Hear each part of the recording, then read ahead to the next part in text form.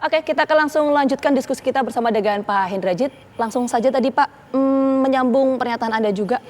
Jadi untuk memberikan pemahaman kepada publik, bagaimana kemudian pengaruhnya pertemuan antara Joe Biden dan juga Xi Jinping ini terhadap kondisi geopolitik yang saat ini juga tengah memanas ya. Ada soal konflik Taiwan, kemudian perang dagang Cina dan juga Amerika Serikat. Itu seperti apa pasca pertemuan kemarin? Ya, betul Mbak Vita. Jadi kalau kita lihat memang geopolitik itu justru latar belakang dari adanya ketegangan yang sifatnya tidak mencuat ya, tapi laten akan mewarnai G20 ini. Oh, jadi akan terus memang berlangsung begitu ya? Iya, itu memang itu alas dari saya sebut G20 menjadi proxy war antara dua kekuatan besar ini. Oh, okay. Nah, maka dari itu jadi menarik Mbak Vita ketika salah satu kata kunci tema itu kan kolaborasi. Nah, berarti ada satu karena pihak Barat sampai mau menerima kata kunci kolaborasi, berarti ada satu komplikasi yang cukup serius di Barat sebagai kekuatan lama ini, yang cara berpikir lama, yang masih unipolar ya, pendekatannya ini. Karena konsekuensi kalau menerima kolaborasi, baik antar negara-negara maju itu sendiri, di mana Amerika termasuk di dalamnya, maupun Amerika dan negara maju versus kepentingan negara berkembang, kalau kolaborasi dasarnya harus setara, adil, dan transparan dan terbuka, sehingga tidak seperti sekarang di mana melalui unipolar pendekatan Barat ini selalu menempatkan dalam kerjasama kemitraan, kami adalah senior partner, Anda adalah junior partner. Nah itu yang mulai kelihatannya kalau kolaborasi ini konsisten dikembangkan, saya kira ini menjadi momentum bagi negara berkembang termasuk Indonesia untuk memuncul dengan satu formula sebagai kontraskema terhadap kepentingan global negara besar. Oke, yang saya tangkap ada 2 poin menarik nih, akan ada kolaborasi. Dan tadi soal kondisi geopolitik yang mau tidak mau juga masih akan terus berlangsung. Nah, saya mau fokus dulu ke yang soal geopolitiknya, Pak Hendrajit. Bagaimana kemudian tensi geopolitik yang masih akan terus memanas, kalau tadi saya mengutip pernyataan Pak Hendrajit ini terhadap kondisi domestik Indonesia, baik itu secara ekonomi, politik, pertahanan, karena apalagi kalau kita tahu bahwa pada tahun 2024 mendatang kita akan menggelar pesta demokrasi, pemilu 2024. Itu seberapa pengaruh? Yang paling penting di sini harus dilihat, baik Amerika maupun Cina sangat berkepentingan atau sedang mengeksplorasi sosok-sosok yang akan menjadi pemain kunci yang tentunya menjadi presiden ya, di 2024. Kalau saya tangkap mereka sendiri belum punya rujukan pasti, tapi paling tidak itu akan menjadi eksplorasi di dalam dan ini G20 tentunya menjadi sarana untuk mengeksplorasi kemungkinan-kemungkinan itu. Karena Mbak Vita, yang saya dengar informasi yang menarik di sini, Amerika sendiri hampir 1000-an ini delegasi yang datang di Bali. Dan yang menarik, Rusia walaupun Putin tidak datang itu paling tidak 500. Jadi sama-sama penting melihat konsentrasi di G20 yang tentunya bukan G20 ANSI, tapi melihat Indonesia melalui perhelatan G20 ini seperti apa yang sedang berkembang di yang tentunya yang sifatnya meta wacana ya. Karena kalau yang wacana ya yang digambarkan oleh Pak Jokowi, digambarkan Pak Luhut, digambarkan Pak Prabowo yang nanti mungkin akan mengisi sesi pangan ya, soal pangan. Tapi bukan itu. Tapi di balik itu tuh apa yang berkembang, dan ini saya kira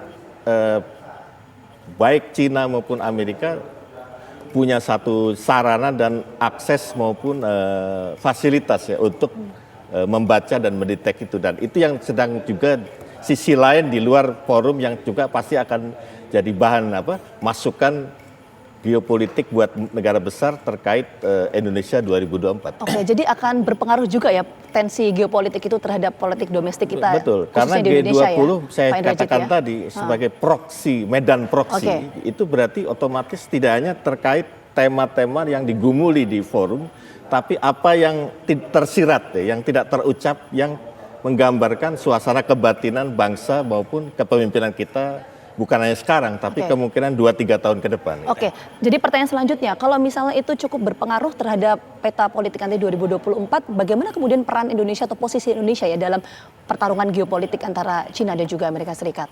Nah itu kan menarik, pertemuan dengan Biden maupun dengan Jinping akan sama penting di mana duanya saya lihat terlepas Indonesia sendiri belum afirmatif menurut saya, dan belum ada penegasan sebagai sikap non-blok. Karena gini ya, non-blok itu bukan oportunisme, bukan pasifisme atau diem aja, tidak berinisiatif atau ngikuti pendulum, tapi sebagai gerakan non-blok itu artinya proaktif. Nah, sebagai konsep dia konstruktif. Contohnya ke Asia Afrika Conference 55 atau non-blok 61 itu kebijakannya konstruktif. Di luar skema negara besar tapi jelas punya itu. Begitu juga gerakan proaktif. Nah, ini yang saya lihat belum memang di dalam gambaran belum terlihat di dalam perhelatan ini Indonesia sebagai yang punya hajat gitu. Tapi yang sarana atau prakondisinya sudah ada. Jadi dan ini yang harus dipikirkan, kalau tidak ya akan jadi objek dari pertarungan dua negara yang jelas-jelas memang memakai G20 sebagai ajang pertarungan dua skema tadi. Oke. Tapi begini, kalau kita berkaca misalnya di perhelatan G20, terutama kemarin ketika pertemuan Joe Biden dan juga Xi Jinping. Itu apa dampak positif yang bisa didapatkan oleh Indonesia? Advantage-nya tuh apa sih? Iya, yang pasti sejauh ini ya, pasca pertemuan itu. Kita sebenarnya punya senjata yang sudah terbangun melalui ASEAN yang namanya ASEAN Outlook on Indo-Pacific. Yang intinya itu sebetulnya tersirat, kita sebetulnya menghindar itu dari polarisasi itu dengan menekankan bahwa Indo-Pasifik itu baru wacana geopolitik. Nah, itu yang saya kira sebagai langkah awal sudah bagus. Dan ini nggak hanya sikap Indonesia, tapi ASEAN dengan kolektif sebagai pertemuan 10 negara yang pada waktu itu ya. Tapi yang jadi masalah adalah kan kita pada akhirnya sikap dasar yang tidak, yang neither nor atau either or itu tidak boleh berhenti di situ. Tapi harus ada hajatan tersendiri. Nah, ini yang saya tunggu justru dari 2 hari pertemuan. Kalau kita lihat juga di layar Pak Hendrajit, kita saksikan bersama-sama ya. Ini Presiden Joko Widodo yang tengah menyambut kehadiran dari sejumlah kepala negara yang tergabung dalam negara G20. Kalau tadi kan laporan dari rekan kami Yasmin Rahmadi ada 17 ya. 17 kepala negara yang hadir dalam KTT G20 hari ini. Nah, tadi juga kita lihat dari laporan Yasmin Rahmadi ada 3 isu yang menjadi concern dalam KTT G20, yaitu arsitektur, kesehatan global, kemudian transformasi ekonomi digital, dan juga transisi energi. Nah, ini kalau kita lihat ya, saat ini Presiden Joko Widodo tengah menyambut kehadiran dari kepala negara dalam perhelatan G20. Tadi sudah ada beberapa kepala negara yang sudah hadir dalam perhelatan G20, yang juga menurut informasi tadi sebetulnya sudah dimulai ya sambutan ini pada pukul 7 pagi waktu Indonesia Barat. Jadi kalau di Bali karena selisihnya 1 jam, jadi 8 waktu Indonesia bagian tengah. Nah, kalau kita lihat juga Pak Hendrajit mengenai pertemuan kemarin Xi Jinping dan juga Joe Biden, ini isu-isu apa saja sih yang kemudian menjadi concern dalam pertemuan kemarin ini kalau menurut Pak Hendrajit? Ya, saya kira kalau Amerika masih konsisten seperti yang saya gambar di awal, bahwa penekanan dia karena menghadapi ancaman Cina melalui obor ini kan yang menarik begini Mbak Vita, konektivitas geografis dikawin-mawinkan dengan kerjasama ekonomi, dan itu belakangan Barat terutama Amerika khawatir betul karena ini jalur sutra yang menjadi konektivitas geografis dari Xinjiang ke arah selatan itu kan berarti melewati negara-negara ASEAN ya, Asia Tenggara, dan kedua ke Laut Cina Selatan yang justru menjadi titik penghubung antara Samudra Pasifik yang dimana Amerika dominan selama ini dengan Samudra Hindia. Nah, ini coba diimbangi dengan Indo-Pasifik dengan mencegat di Laut Cina Selatan secara soft power melalui apa? Memaksa betul ASEAN termasuk Indonesia untuk tegas-tegas atau jelas-jelas ngeblok atau berkiblat ke Barat ya, dalam hal ini ke Amerika dan blok NATO. Nah, ini yang saya kira menjadi penting justru adalah isunya kalau yang Mbak Vita katakan berarti kerjasama keamanan maritim yang menjadi primadona dari kepentingan Amerika. Sementara buat ASEAN yang penting adalah kerjasama di bidang infrastruktur, ekonomi gitu kan, yang lebih penting. Itu yang nggak cocok di situ. Baik, Pak Indrajit, kalau kita lihat juga tadi ada sambutan ya dari Presiden Joko Widodo terhadap Perdana Menteri Australia. Ini yang kemudian juga sudah hadir lah. Kalau Anda melihatnya bagaimana posisi Australia ini kalau dalam perhelatan KTT G20 ini, Pak Indrajit? Saya kira kalau Australia harus dilihat adalah deputy sheriff dari Inggris gitu di Asia Pasifik. Nah ini kan karena dulu tetap harus lihat langkah Australia, langkah Inggris gitu.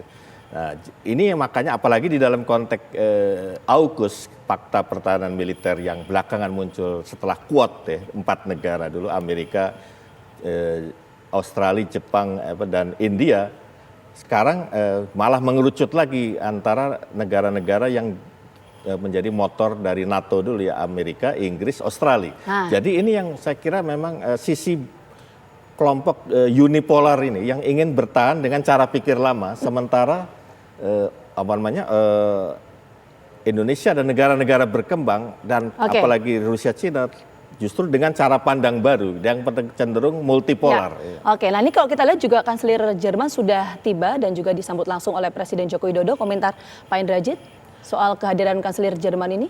Nah ini menarik, karena kalau kita lihat dalam Uni Eropa setelah Inggris keluar dari Uni Eropa, Brexit itu ya, waktu itu, ini sebetulnya Perancis dan Jerman sudah dalam posisi kalau ibarat suami istri itu secara teknis cerai dengan Amerika dan Inggris. Tapi masih satu atap gitu.